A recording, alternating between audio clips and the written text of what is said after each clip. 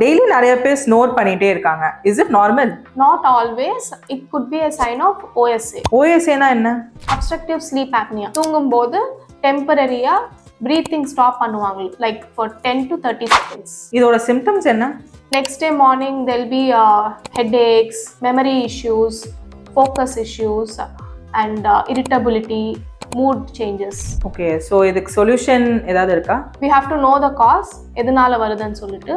Based on sleep studies, we can control it by using medical methods like CPAP and BiPAP devices, or surgically we can know where the obstruction is and then treat it surgically. Share this with someone who snores a lot that their spouse cannot go to sleep.